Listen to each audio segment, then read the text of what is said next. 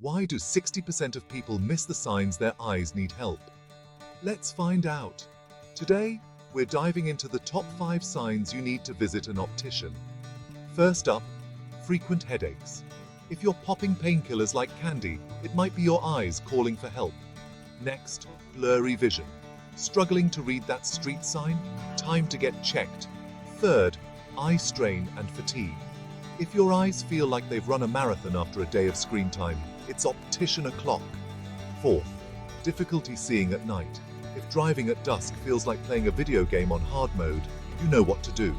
Finally, double vision. Seeing 2 of everything? That's a red flag waving at you. Don't ignore these signs. Keep your eyes in check, and they'll keep you on the right track. Stay healthy, folks.